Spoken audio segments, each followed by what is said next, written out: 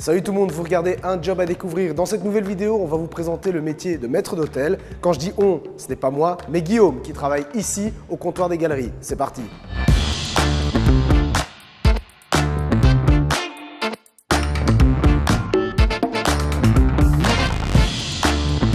Bonjour Guillaume. Bonjour Malik.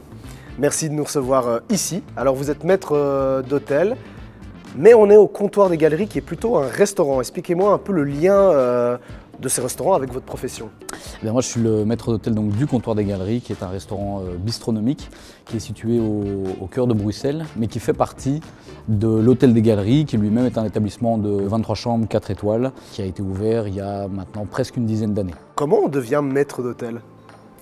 Alors moi j'ai fait comme parcours, j'ai commencé un bachelier en gestion hôtelière à l'âge de 21 ans à l'Institut Arthur Rollo du Seria à Anderlecht.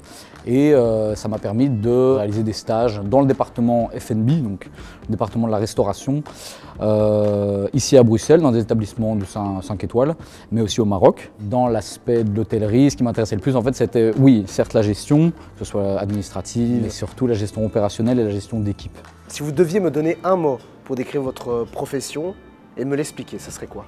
Mais ce serait la discipline, mais pas dans l'aspect rebutant que ça peut avoir. Ce serait plus dans la rigueur qui s'impose un peu dans ce métier. Il faut avoir un peu de confiance en soi. C'est pas toujours évident de maintenir sa confiance en soi à 100% tous les jours, mais avoir du caractère.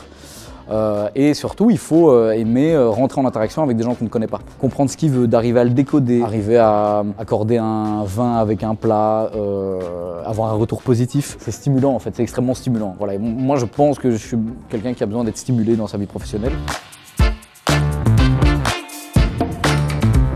Il ne faut pas avoir peur de dire que ce métier, même s'il est accessible, il n'est pas accessible à tous. Il faut être très résistant au stress. C'est quelque chose qu'on retrouve souvent dans les descriptifs d'embauche, mais c'est sous-évalué. En effet, le stress, ça se domine, on apprend à le gérer, mais il y a des gens qui ne passeront jamais outre. Ce que je pense, c'est qu'il faut y trouver un sens. Il faut se poser un moment et y trouver un sens. Parce qu'il y a énormément d'entretiens d'embauche que j'ai fait avec des candidats, où on essaye de comprendre leur motivation et la réponse qu'on a en général, c'est « je suis passionné par la restauration / par la cuisine ». Et en fait, c'est très beau, mais en fait, c'est un peu sommaire comme explication. Il y a autre chose à aller trouver dans ce métier, mais il faut aussi que les employés et mon équipe, que ce soit du plongeur au chef de rang, à la student qui vient une fois par semaine, au chef de cuisine, il faut que tout le monde se sente investi et respecté. Et ça demande d'être un peu psychologue, c'est donc, je pense, la partie la plus difficile, mais c'est aussi la plus intéressante quand ça marche. Qu'est-ce qu'on se pose comme question une fois qu'on est arrivé et quel cap on se donne pour continuer.